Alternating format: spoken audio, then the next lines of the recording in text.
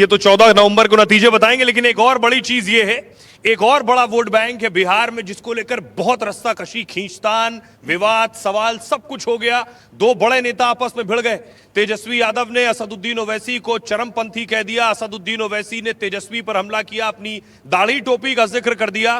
तो अब सवाल और बातचीत इस पर कि आखिर इस बार बिहार का मुसलमान किसे वोट करने जा रहा है। क्या मुसलमान तेजस्वी को वोट करेगा, आरजेडी को, या असदुद्दीन ओवैसी जो बात कह रहे हैं, खुद उनकी दाढ़ी टोपी देखकर जो क्रेज मुसलमानों में, युवाओं में होता है, उनका तस्वीर खींचने को लेकर, उनके साथ सेल्फी लेने को लेकर, उन्हें एक झलक देखने को लेकर, या वो वोट ओवैसी के पास जाएगा। जरा रिपोर्ट देखिए, फिर इस पर बात करेंगे।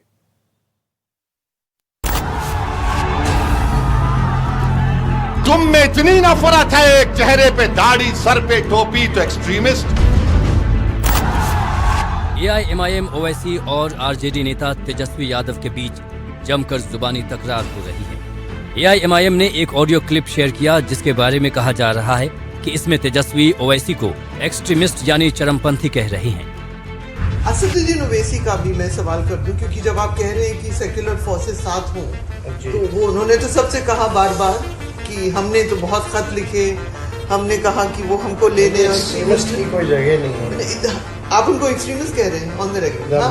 हाँ, एक्सट्रीमिस्ट की कोई जगह नहीं। तेजस्वी के इस कथित बयान ने ओवैसी को नाराज कर दिया है। ओवैसी तिलमिला गए हैं। उन्होंने इसे सीधे मुस्लिमों पर हमला बताया है। ये आरोप लगाया है कि तेजस्वी नफरत फैला रही हैं। यादव है, मीडिया से कहता है कि ओवैसी और उसकी पार्टी चरमपंथी है। मेरे अजीज दोस्तों और बुजुर्गों, तेजस्वी की नजर में, राजद और गठबंधन की नजर में जो नमाजी है वो चरमपंथी है, जो कुरान को पढ़ता है वो चरमपंथी है, जो रोजे रखता है वो चरमपंथी है, जो अपने बच्चों को मदरसे में पढ़ाता है वो चरमपंथी है, जिसके चेहरे पर दाढ़ी है वो चरमपंथी है, जिसके सर के ऊपर नमाज की टोपी है वो चरमपंथी है। ये तेजस्वी अगर कह रहा है तो सोचो, ये मोदी का छोटा भाई बनकर अपनी नफरत का इजहार कर रहा है।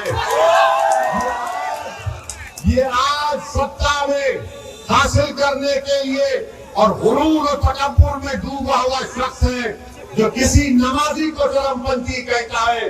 अरे सुन तेजस्वी, तुझे जो गाली देना है बक ले, मगर याद रख असदुद्दीन ओवैसी 5 मर्तबा का सांसद है।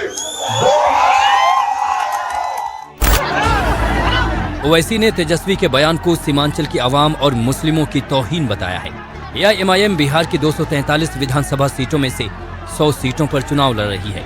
ओवैसी ने लालू प्रसाद यादव के सामने उन्हें महागठबंधन में शामिल करने का प्रस्ताव रखा था, लेकिन उनके प्रस्ताव का कोई जवाब नहीं आया तो उन्होंने अकेले चुनाव लड़ने का ऐलान कर दिया। ओवैसी की पार्टी का फोकस सीमांचल में किशनगंज, पूर्णिया, अररिया, कटिहार समेत करीब 24 सीटों पर है। इन सीटों पर मुस्लिम वोटर्स ज्यादा हैं।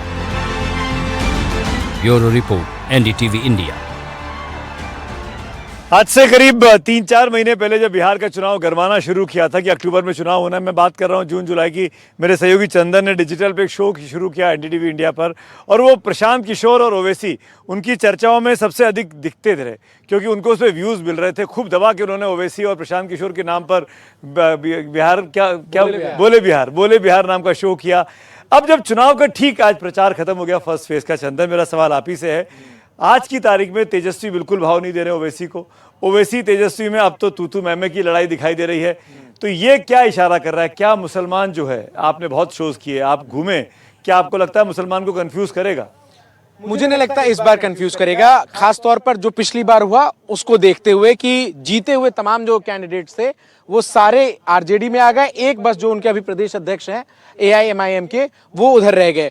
तो जो मुस्लिम मतदाता है वो इस बात को समझ चुका है कि असदुद्दीन ओवैसी को, ये मैटर कुछ वैसा ही है कि ओवैसी जहां भी प्रचार करने जा रहे हैं आपको उनकी रैलियों में भीड़ तो नजर आती है, वो उसी तरीके से आक्रामक नजर आते हैं। और एक चीज बहुत इंटरेस्टिंग और मैं कहूंगा कि ये पूरा इलेक्शन अब तक होता हुआ नजर आ रहा है। हमने इससे पहले हर चुनाव में ये देखा है कि बीजेपी ओवैसी को कहीं ना कहीं किसी न किसी बहाने से छेड़ती है, टारगेट करती है। आपको इस बार किसी बीजेपी के एक नेता का स्टेटमेंट नजर आ रहा है कि वो ओवैसी को कुछ वो बोल इसलिए पाए। नहीं कर रही है कि सेकंड फेज में चुनाव बाकी है और ओवैसी की सीटें जितनी हैं वो सब सेकंड फेज में है। बाबा आपको क्या लगता है ओवैसी और तेजस्वी की लड़ाई में मुसलमान के मन में कोई कंफ्यूजन होगा क्या? क्या आरजेडी कांग्रेस का साथ छोड़कर जाएगा वो उस तरफ? देखिए, मेरा शुरू से यह मानना था कि आरजेडी को ओवैसी के साथ बात करनी चाहिए थी। यदि 2, 4, 5 सीट की बात थी, जहां तक मुझे बताया गया था 5 सीट की बात थी, आप 4 दे देते। लोकसभा के आंकड़ों के अनुसार 4 सीट पर सीमांचल में AIMIM आगे है, वो 4 सीट दे देते ना तो कहीं कोई कंफ्यूजन कहीं भी नहीं रहता। ये तो आपकी इच्छा थी, तेजस्वी की ऐसी इच्छा कहाँ नहीं, थी? मेरी इच्छा नहीं थी, ये आंकड़े कह रहे थे। लेकिन आंकड़ों के अलावा एक और आंकड़ा जो है सोमू के पास भी है जी। वो सोमू एक्सप्लेन करेंगे। लेकिन मुझे लगता था कि कंफ्यूजन ना रहे। वो 24 सीटें जो है ना, एक्चुअली वहां पे सब ज्यादा मजबूत है कांग्रेस के 2 सांसद आते हैं वहां। पप्पू यादव को मिला ले तो 3 लोग वहां से आते तो हैं। MIM नुकसान पहुंचा रही है ना कांग्रेस को और आरजेडी को। मुझे आंकड़े वैसा नहीं कहते हैं, परसेप्शन में नुकसान पहुंचा रही है। सोमू क्या तुम्हारे पास क्या जानकारी है? चलो बाइक है। बिल्कुल, देखिए आंकड़े ये कहते हैं कि पिछली बार जो 5 सीटें AIMIM ने जीती वो तो जीती ही, उसमें से 4 विधायक बाद में शामिल हो गए आरजेडी में। उसके बाद की जो सीटें थी उसमें 3 ऐसी सीटें थी जहां पर तीसरे नंबर पे AIMIM रही और वहां पर जो दोनों वोटों का डिफरेंस था वो इतना नहीं था कि AIMIM कोई फैक्टर रही हो, यानी उनकी वजह से जीत हार तय नहीं हो रही थी। यानी इन 5 सीटों के अलावा कोई भी ऐसी सीट नहीं थी जहां पर AIMIM कोई फैक्टर रहा हो जीत हार के अंतर में। यहां तक कि 13वें नंबर तक AIMIM रही थी। जो सीटें इन्होंने जीती वो सभी वैसी सीटें थी जहां पर मुस्लिम आबादी, जो मुस्लिम वोटर्स हैं, उनकी संख्या 60% से अधिक है। तो ये सारे फैक्टर्स को ध्यान में रखते हुए इस बार आरजेडी ने बिल्कुल भी ओवैसी की पार्टी को भाव नहीं दिया। भाव नहीं दिया। मैं जो आरजेडी वाले ही थे। बिल्कुल। मैं आता हूँ, मेरे साथ पद्मजा भी जुड़ गई हैं और अमिताभ जी भी। मैं आपकी राय लूंगा, लेकिन पद्मजा आपने अभी कुछ देर पहले JP नड्डा साहब से बात की, वो बातचीत सुनाई हमने। चंदन ने एक बड़ा अच्छा ऑब्जर्वेशन दिया कि अभी तक बीजेपी ने, आई डोंट नो आपने पूछा है कि नहीं पूछा है, आपके पास जानकारी है कि नहीं, कि अभी तक बीजेपी ने इस चुनावों में ओवैसी को टारगेट क्यों नहीं किया? क्या ये क्या चल रहा है आपस में? कुछ आपकी कोई टिप्पणी है क्या पद्मजा?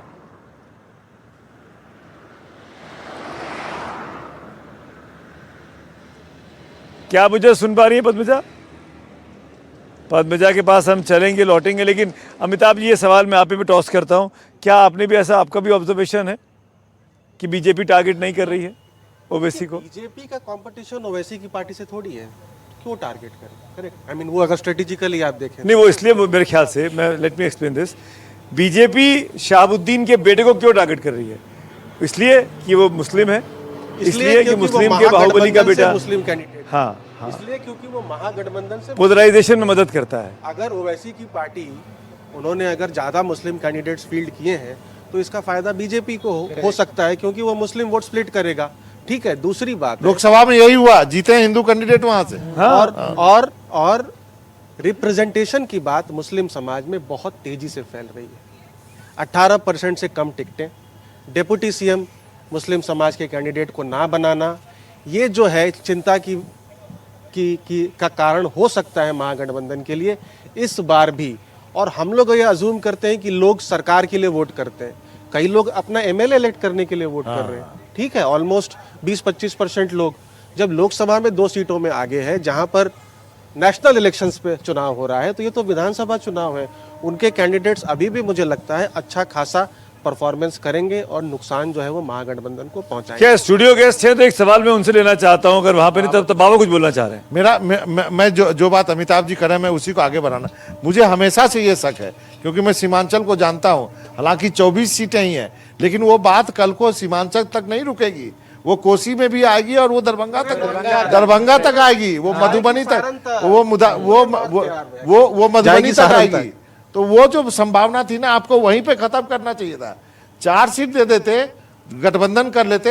ये इतना बड़ा दिल क्यों नहीं दिखाया विजय जी? आपको क्या लगता है तेजस्वी क्यों संकोच कर गए, क्यों महागठबंधन में शामिल नहीं किया MIM को?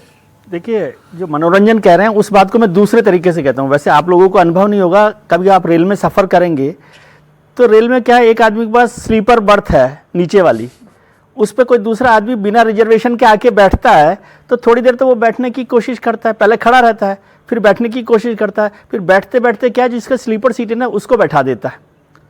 तेजस्वी जी ये नहीं चाहते कि उनकी स्लीपर सीट पर कोई दूसरा आदमी बिना रिजर्वेशन के बैठे, ऐसा वो सोचते होंगे। ये एक पक्ष इसका ये भी है।